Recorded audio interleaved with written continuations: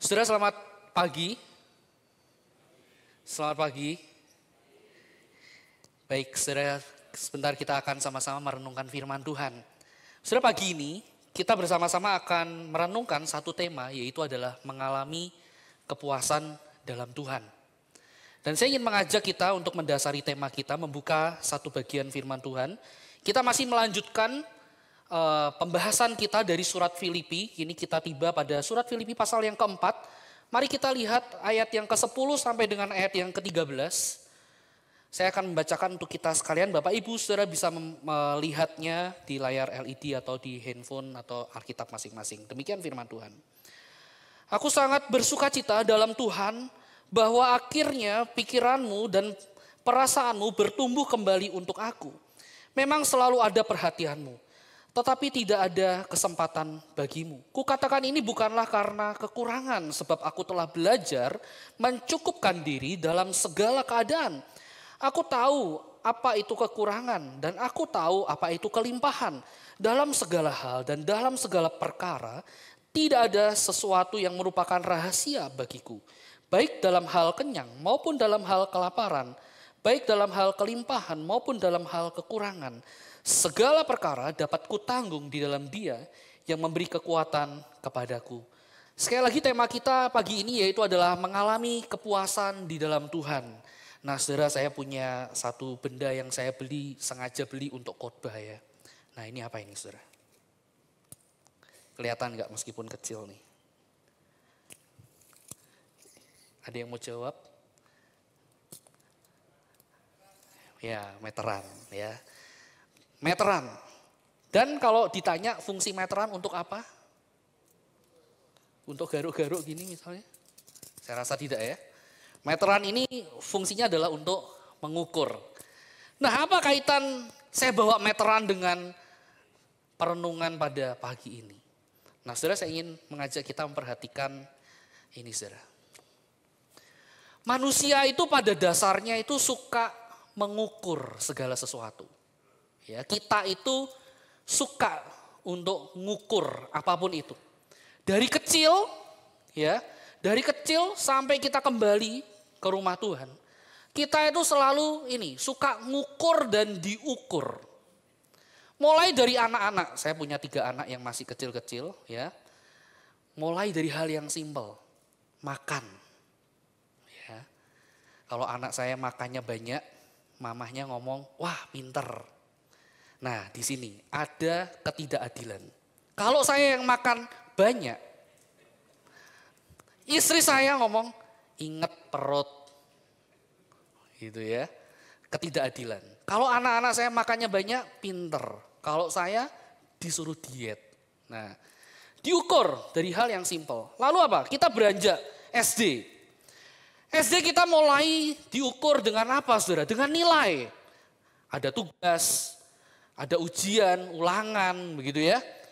Kita diukur dengan nilai. Kita dapat nilai berapa, skor kita berapa. Beranjak SMP, SMA, ukuran yang dikenakan kepada kita bertambah. Tidak lagi dari sisi nilai, tapi apa? Dari circle pertemanan. Berapa banyak teman kita itu diukur. Kalau punya banyak teman, apalagi teman-temannya populer, ya Abbas, ada istilahnya Abbas itu anak basket. Wah kadang itu Abbas itu cukup populer di kalangan siswa-siswi gitu ya. Yang cewek-cewek lihat Abbas yang ganteng-ganteng gitu, wah ganteng gitu ya. Dan lain sebagainya gitu. Terus wah kalau kita bisa masuk ke circle itu, saudara kita bisa berteman dengan teman-teman yang populer dan seterusnya. Wah pride kita rasanya bertambah. Kita seneng gitu ya. Kita punya teman-teman yang populer. Termasuk mungkin kita juga dianggap populer. Setelah SMA masuk ke kuliah, kita juga dapat atau diukur saudara. Apa? Kamu kuliah di mana? Dalam negeri, luar negeri, jurusannya apa? Kedokteran, bisnis, atau apa? Ya, banyak orang yang mengukur, punya ukuran. Wah, kalau bisa sekolah, kuliah di luar negeri, wah itu TOP BGT. Karena punya privilege seperti itu. Tidak semua orang bisa. Ya kan? Boleh diukur. Setelah selesai kuliah, lulus, kita pun juga kena ukuran yang sama lagi. Kerjamu apa? Kerjanya di mana? Ya, gajimu berapa? Dan seterusnya, saudara. Kalau saya mau perpanjang, wah mungkin khotbah saya sampai besok, saudara ya. Tapi coba renungkan dalam hidup saudara. Saudara tentu akan menemukan hal yang sama. Bahwa kita itu sebagai manusia suka, saudara, pada dasarnya itu suka ngukur. Ini diukur, itu diukur, dan semuanya. Nah saudara, menjadi pertanyaannya adalah, apa sih tujuannya? Tujuan dari tindakan ngukur-ngukur tadi itu apa?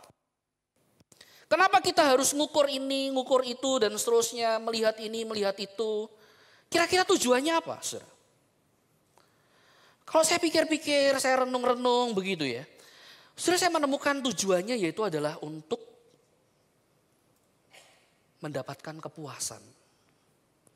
Kalau sesuatu yang kita ukur itu masuk hitungan, atau bahkan melampaui hitungan, saudara, kita akan merasa apa? Puas. Kita akan merasa senang, kita akan merasa bangga. Masalahnya saudara, kalau kita mendasarkan perasaan puas atau kepuasan kita menurut ukuran-ukuran yang keliru, dan ketika semuanya itu berubah atau hilang, apakah kepuasan yang tadi kita rasakan itu masih dapat kita rasakan? Nah saudara, mungkin saudara puas dalam kondisi saudara saat ini. Bisnis lancar, baik-baik saja, nilai bagus, relasi juga bagus dan seterusnya. Saudara puas dan mungkin saudara merasa saya lebih baik daripada dia. Saya lebih baik daripada orang itu. Tapi saudara percayalah, mungkin aja di waktu-waktu yang berikutnya kita akan ketemu orang yang kondisinya, keadaannya jauh lebih baik daripada kita. Dan ketika kita melihat hal itu lalu membandingkan diri kita dengan orang lain, dan ternyata kita mendapati juga bahwa orang lain itu lebih baik kondisinya daripada kita, lenyaplah kepuasan itu dan diganti dengan apa? Kekecewaan. Kecewa dengan kondisi. Kok aku gak seperti dia ya?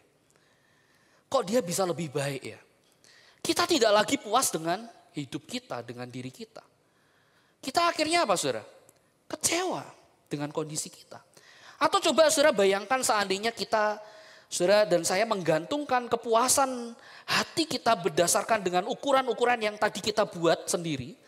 Lalu ada sesuatu yang menggoyahkan itu. Saudara, bukankah dalam hati kita langsung muncul perasaan apa?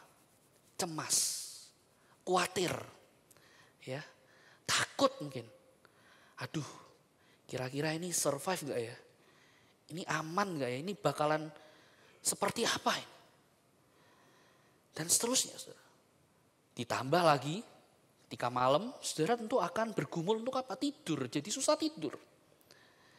Nah saudara, itulah saudara.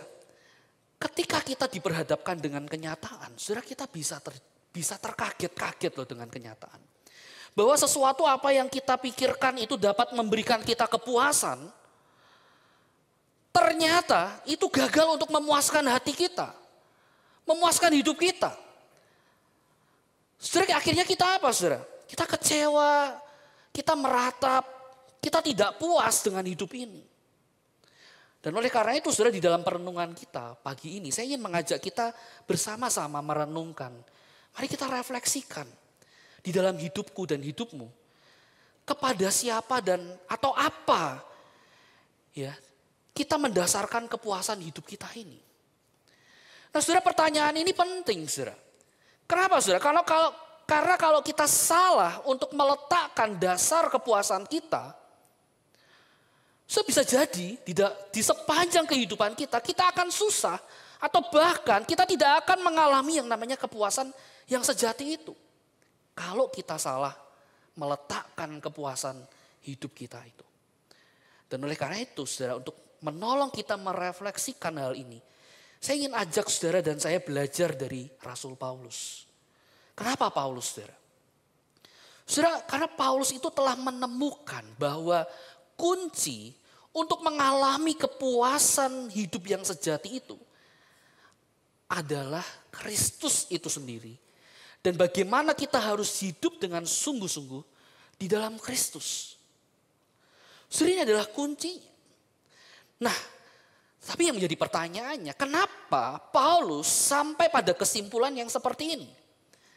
Saudara, di dalam perenungan saya, di dalam teks yang tadi kita baca bersama-sama, saudara, saya paling tidak menemukan ada dua alasannya, saudara. Yang pertama adalah sebab di dalam Kristus, saudara, kita bisa bersuka cita dalam segala keadaan. Di dalam Kristus kita bisa bersuka cita dalam segala keadaan. Nah, saudara, ada mitos kehidupan yang dipercaya oleh banyak orang. Mitos ini berbunyi begini. Yang namanya sukacita itu bergantung pada kondisi atau keadaan yang sedang kamu alami. Artinya apa, saudara? Artinya kalau saudara pada saat ini punya banyak materi, saudara bisa bersukacita.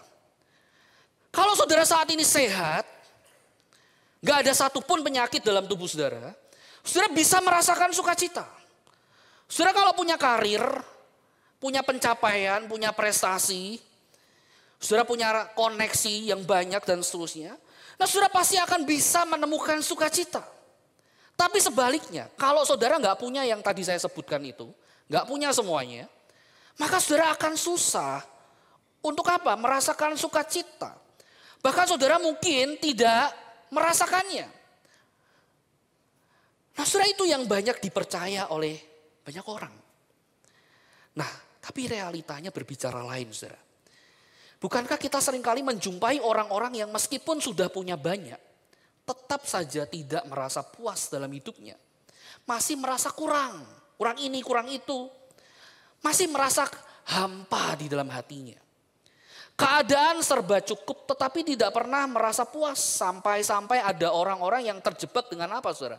Judi online, investasi bodong, akhirnya habis-habisan. Punya pasangan, punya anak-anak yang baik, keluarga yang baik, yang menyenangkan. Tetapi masih saja mencari apa? Hiburan-hiburan duniawi yang sia-sia, yang menjurus apa? Merusak. Saudara, kita melihat seringkali realita seperti itu. Nah, saudara, keadaan yang kita alami itu mengungkapkan apa yang menjadi masalah utama di dalam kehidupan kita. Nah, saudara, apa masalahnya? Masalah kita itu bukan keadaan, tetapi adalah hati kita. Dan ketika kita berbicara tentang hati manusia, saudara, kita akan teringat bagaimana saudara Allah itu menciptakan satu kehampaan yang bernama atau berbentuk Kristus di dalam hati setiap orang. Di mana tidak ada sesuatu apapun di luar Kristus yang dapat mengisi kehampaan tersebut, saudara. Saudara boleh mencoba mencari, mengejar ini dan itu, mencoba untuk menambahkan apapun itu di dalam hidup saudara. Tetapi jika itu di luar Kristus, saudara, maka ujungnya akan sama. Apa itu? Saudara akan tetap merasakan ketidakpuasan. Saudara akan tetap merasakan kehampaan. Saudara masih akan terus merasa kurang ini, kurang itu dan seterusnya. Dan saudara, inilah yang diyakini, yang Paulus tahu dengan betul problem dari kehidupan kita, saudara. Dan ini yang ia ingatkan kepada jemaat Filipi dan juga kita pada pagi ini. Nah, saudara, konteks teks yang tadi kita baca adalah bagaimana Paulus itu menerima bantuan dari jemaat Filipi. Nah, tetapi saudara, fokusnya Paulus bukan pada bantuannya itu. Tetapi fokus Paulus adalah ingin mengajar kebenaran kepada jemaat Filipi dan kepada kita. Paulus ingin mengatakan kepada jemaat Filipi dan pada kita adalah jangan sandarkan dan dasarkan kepuasan hidupmu kepada hal-hal lahiriah. Tapi sandarkan dan sadarkan kepada Kristus. Itu adalah hasil yang Paulus dapatkan dari pengalaman-pengalaman hidupnya. Paulus tahu sukacita yang sejati itu tidak bisa kita taruh pada keadaan atau apa yang kita miliki, saudara. Kehidupan Paulus berbicara lain. Saudara, kita coba lihat satu kesaksian yang Paulus nyatakan mengenai hidup pelayanannya. 2 Korintus pasal 11 ayat 23-28. Saudara bisa memperhatikan. Paulus mengatakan demikian. Apakah mereka pelayan Kristus? Aku berkata seperti orang gila. Aku lebih lagi. Aku lebih banyak berjeri lelah. Lebih sering di dalam penjara. Didera di luar batas. Kerap kali dalam bahaya maut. 5 kali aku disesah orang Yahudi. Setiap kali 40 kurang 1 pukulan. 3 kali aku didera. 1 kali aku dilempari dengan batu. 3 kali mengalami karam kapal. Sehari semalam aku terkatung-katung di tengah laut. Dan dalam perjalananku aku sering diancam bahaya banjir dan bahaya penyamun. Bahaya dari pihak orang-orang Yahudi dan dari pihak orang-orang bukan Yahudi. Bahaya di kota, bahaya di padang gurun, bahaya di tengah laut, dan bahaya dari pihak saudara-saudara palsu. Aku banyak berjeri lelah dan bekerja berat. Kerap kali aku tidak tidur, aku lapar dan dahaga. Kerap kali aku berpuasa kedinginan tanpa pakaian. Dan dengan tidak menyebut banyak hal lain lagi. Urusanku sehari-hari yaitu untuk memelihara semua jemaat-jemaat. Ini yang dialami oleh Paulus. Dan jangan lupakan juga kita sedang membahas kitab Filipi, surat Filipi. Surat Filipi adalah surat yang ditulis oleh Rasul Paulus ketika ia sedang ada di dalam penjara. Posisinya bukan seperti orang merdeka seperti kita. Bisa bergerak dengan bebas, mau kemana juga nggak ada yang ngelarang. Mau berbuat ini, berbuat itu, bebas aja. Saudara, Paulus adalah tawanan Romawi pada waktu itu. Ia di penjara. Nah, saudara, kehidupan Paulus tidak mudah. Dan kalau seandainya dia menggantungkan sukacitanya tadi berdasarkan keadaan yang dia alami. Saudara, tentu kita akan bisa melihat. Ya, Paulus adalah orang yang paling susah untuk menemukan sukacita, kepuasan dalam hidupnya. Yang ada apa? Meratap, ya, self pity, mengasihani diri. Ya, mengeluh ini dan itu kenapa ya. Aku kan sudah pelayanan baik-baik. Sudah melakukan ini, melakukan itu, mengerjakan ini, mengerjakan itu. Tapi kenapa hidupku kok seperti ini? Kenapa aku menderita? Saudara, kalau seandainya sekali lagi Paulus menggantungkan sukacitanya kepada keadaan, Paulus tidak akan menemukan sukacitanya. Tidak akan pernah menemukan sukacita di dalam hatinya. Tetapi saudara, kita bisa lihat di dalam surat Filipi bagaimana Paulus selalu berkata kepada jemaat, bersukacitalah, bersukacitalah. Saudara, saya rasa Paulus bukan sedang basa-basi. Ya kan dia rasul, gengsi dong, masa mengeluh. Atau bukan karena dia habis mendapatkan bantuan materi, uang dari jemaat Filipi. Asik, dapat bantuan, bansos. Gitu ya. Paulus merasa senang. Saudara, saya rasa tidak seperti itu, saudara. Tetapi saudara, Paulus sadar bahwa ketika dia menggantungkan sukacitanya di luar Kristus, maka saudara itu ia hanya akan mendapatkan kekecewaan. Karena sekali lagi kehidupannya seperti itu. Oleh karena itu dia belajar untuk apa? Menggantungkan sukacitanya, meletakkan sumber sukacitanya kepada persekutuan di dalam Kristus. Persekutuan di dalam Kristus inilah yang menjadi lensa pandang bagi Paulus untuk melihat kehidupannya bahkan di dalam penderitaannya. Ia tahu, ia sadar bahwa apa yang ia alami tadi tidak sebanding dengan apa yang dialami oleh Kristus. Penderitaan Kristus. Dan Paulus tahu bahwa penderitaan Kristus itu, Kristus alami dengan satu maksud, dengan satu tujuan, yaitu untuk apa? Untuk merengkuh Paulus sebagai orang-orang berdosa. Merengkuh kita sebagai orang-orang berdosa. Menyelamatkan kita. Memberikan kita hidup yang kekal. Saudara, Paulus menyadari bahwa ia adalah pihak yang mendapat kasih sayang yang besar dari Kristus. Bukan karena perbuatan, bukan karena dia layak, tapi semata adalah karena anugerah. Dan di dalam anugerah inilah Paulus menemukan sukacitanya. Dan itulah sebabnya Paulus mengingatkan jemaat Filipi di dalam ucapan syukurnya untuk apa? Sukacitalah di dalam Tuhan. Seakan-akan Paulus ingin berkata kepada jemaat Filipi, aku tahu pergumulanmu, aku tahu jerih lelahmu, aku tahu kesusahanmu di dalam mengikut Kristus. Tetapi engkau jangan kehilangan sukacita. Tetaplah bersukacita di dalam Kristus. Lihat Kristus. Ia telah mencurahkan darahnya. Ia telah menyerahkan nyawanya untuk disalib. Ia yang benar rela divonis bersalah. Ia yang kudus rela menjadi pihak yang dikhususkan untuk menanggung dosa. Ia yang kekal rela menjalani maut untuk membayar lunas hutang dosa. Saudara Paulus berkata kepada jemaat Filipi, jangan biarkan sukacitamu bergantung pada keadaan. Tapi letakkan sukacitamu pada Kristus, di dalam Kristus. Kristus adalah jaminan dalam hidupmu. Saudara, saya tidak tahu apa yang menjadi sumber sukacita saudara hari-hari ini. Apa atau siapa. Saya tidak tahu apa yang mendatangkan sukacita buat saudara. Tapi saudara, mari kita kembali renungkan, jika sukacita itu bergantung pada keadaan. Atau bergantung pada apa yang kita miliki yang melekat dalam tubuh kita. Saudara, kita perlu ingat bahwa semuanya itu bisa berubah dan pasti berubah.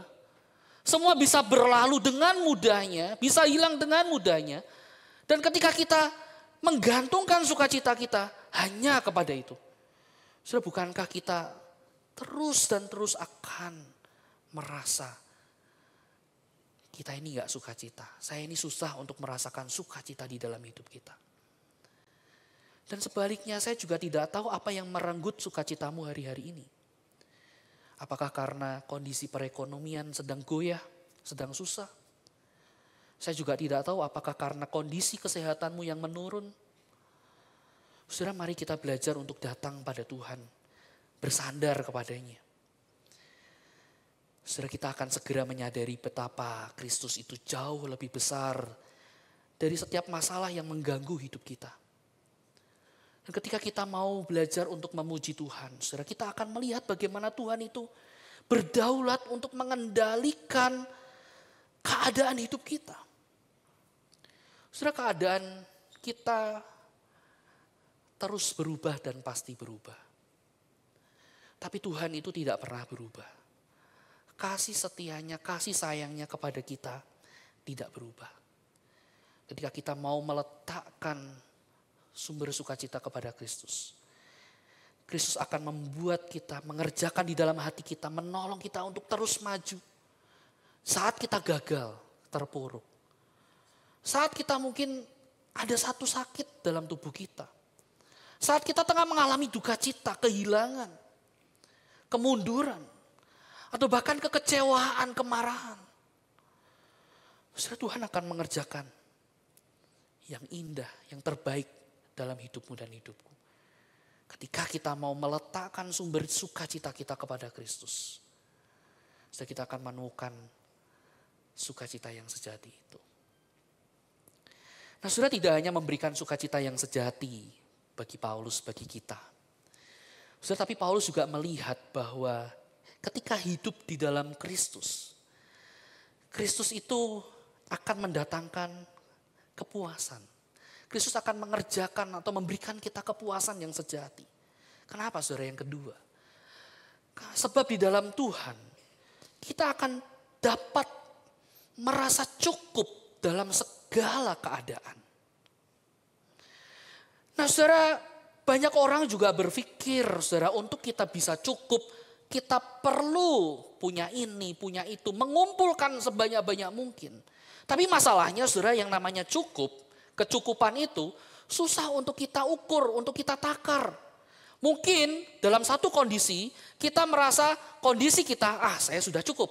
Tapi ketika kita diperhadapkan dengan kondisi yang lain saudara, bisa jadi kita akan merasa apa? Ternyata saya nggak cukup ya. Saya kurang ini, kurang itu dan seterusnya.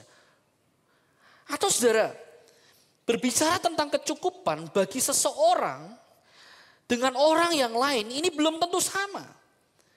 Bisa jadi apa yang saya rasakan cukup, belum tentu Bapak Ibu merasakan, oh iya benar itu cukup.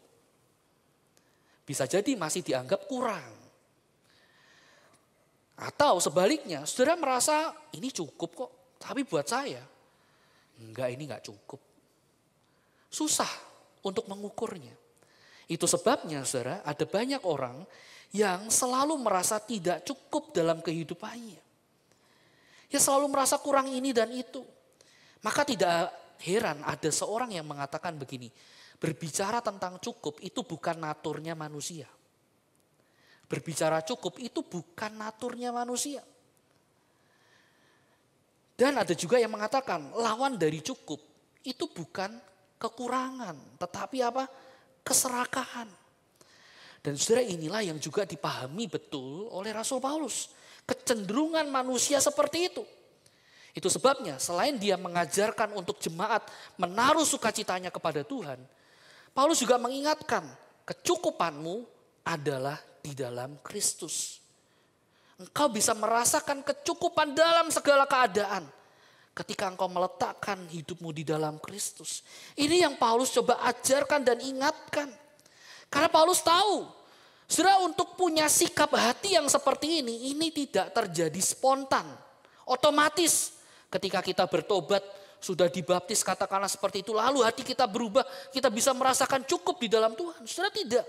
Kecukupan ini adalah satu hal yang harus dengan tekun kita kerjakan, kita latih dalam diri kita. Ketekunan itu adalah hasil dari olah jiwa dan raga kita. Kita perlu belajar untuk apa? Belajar berkata cukup. Dan itu yang Paulus juga katakan. Bahkan 2 kali Paulus mengatakan ini, aku loh juga belajar untuk mencukupkan diri atau berkata cukup. Di ayat yang ke-11, di ayat yang ke-12, Paulus juga mengungkapkan itu. Aku juga belajar untuk mencukupkan diri. Berkata cukup. Dan kecukupanku itu adalah di dalam Kristus. Dan Paulus mengajak untuk jemaat Filipi melihat kehidupannya. Ia ingin menjadikan dirinya teladan. Dia memperlihatkan di mana dia belajar tentang kecukupan ini, yaitu adalah di dalam sekolah kehidupan. Dan di sekolah kehidupan ini dia dapat 2 pelajaran. Pelajaran yang pertama adalah pelajaran kelimpahan. Dan yang kedua adalah pelajaran kekurangan. Ini yang Paulus alami, pengalaman yang ia alami. Saudara, Paulus mengenal apa itu kelimpahan. Dari antara jemaat-jemaat yang ia layani, ada yang berlatar belakang kaya raya mampu. Salah satunya Lydia, saudara. Seorang kaya dari Filipi. Dan Paulus tahu apa itu kenyang, rasa kenyang. Tentu saudara, kita bisa membayangkan bagaimana Paulus sebagai rasul, pelayan. Ia pun juga diterima, disambut, dijamu dengan begitu baik oleh jemaatnya. Nah, tetapi saudara, Paulus tidak menggantungkan kepuasannya pada hal-hal yang seperti itu. Sebaliknya saudara, Paulus justru mewaspadai saudara, hati-hati di dalam kelimpahan ini. Di dalam kondisi kelimpahan. Karena ada ujian yang akan kau hadapi. Ujian apa itu? Keserakahan, kesombongan, kurang rasa bersyukur. Bisa jadi seorang akan menjadi kikir, pelit. Atau tetap merasa hidup yang hampa. Meskipun ada di dalam kelimpahan. Dan Paulus juga tahu apa itu kesulitan. Tadi kita sudah melihat kesaksian Paulus. Tetapi saudara, Paulus juga tahu bahwa di dalam kesulitan, kekurangan, ada juga ujiannya saudara. Orang-orang yang ada di dalam kekurangan juga diuji dengan apa? Keserakahan juga. Lah kok bisa? Kenapa saudara? Karena ketika ada di dalam kondisi seperti itu, mungkin saja iri hati itu mulai merasuk di dalam hati. Mencoba untuk membandingkan diri, kok aku begini, dia begitu dan seterusnya. Iri dengan kondisi orang lain. Lalu keserakahan itu juga bisa membawa kepada orang-orang yang di dalam kekurangan. Untuk apa? Bertindak tidak peduli dengan kebenaran, bertindak dosa. Untuk apa? Untuk dia bisa memuaskan hasrat ego keinginannya. Nah saudara, seandainya pun orang yang kaya, Paulus juga melihat, seandainya pun orang yang kaya, orang yang tidak mampu itu menjadi kaya, ia juga memiliki godaan untuk apa? Kehilangan kepuasan di dalam Kristus. Saudara. Jadi dari 2 pelajaran ini saudara, Paulus sadar bahwa baik di dalam kelimpahan maupun kekurangan, itu saudara sama-sama menjadi momok yang menakutkan bagi kita. Saudara, keserakahan tidak akan hilang ketika kita menjadi kaya atau miskin. Kita tetap akan berhadapan dengan godaan tersebut. Saudara, masalahnya bukan kondisi, keadaan sekali lagi, tapi adalah hati kita. Masalahnya adalah hati. Sebab apapun saudara yang menjadi keadaan kondisi kita, kita diperhadapkan dengan dua pilihan ini. Mau tunduk dan taat pada Allah atau kita terus memberi makan berhala di dalam hati kita. Apakah ketika kita mencoba untuk melihat diri kita, motif yang ada dalam hati kita. Ketika kita mengejar ini, meraih ini dan seterusnya. Apa yang menjadi motif hati kita? Apakah supaya kita mendapat penerimaan, pengakuan? Karena yang menjadi berhala dalam hati kita adalah itu.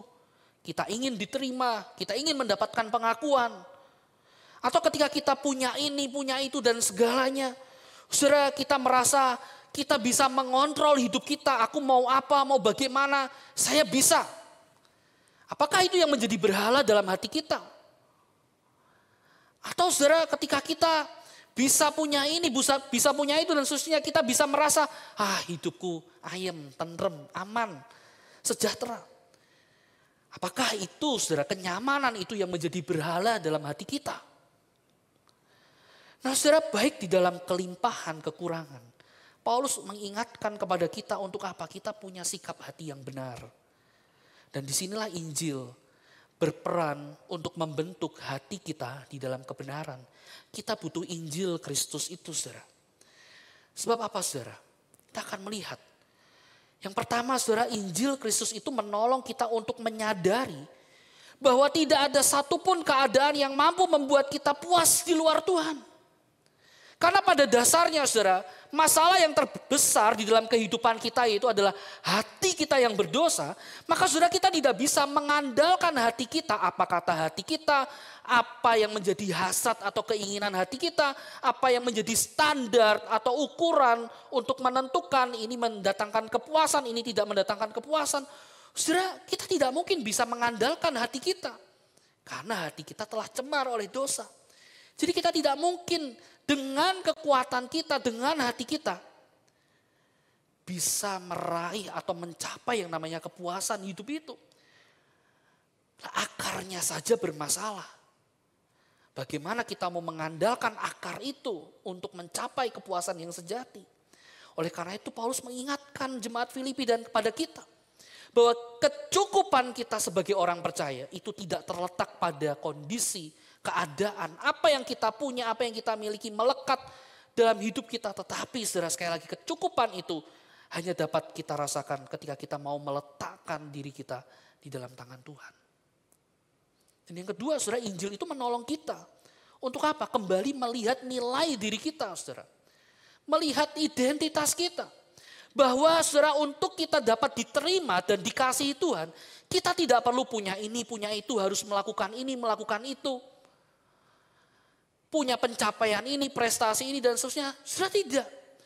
Saudara, Tuhan tidak menerima kita karena apa yang kita lakukan, kita kerjakan. Jauh sebelum kita bisa mengatakan, aku mengasihimu Tuhan.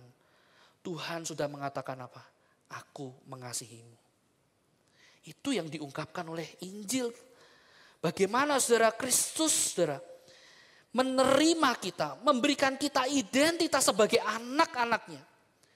Itu bukan berdasarkan apa yang kita lakukan. Injil menolong kita untuk melihat nilai diri kita dengan tepat. Siapa kita, identitas kita dengan benar. Dan yang ketiga, yang terakhir saudara. Injil itu menolong kita untuk apa? Melihat bahwa di dalam Kristus kita itu punya jaminan pengharapan. Kristus memberikan itu untuk kita. Paulus mengatakan, segala perkara dapat kutanggung di dalam Dia yang memberikan aku kekuatan.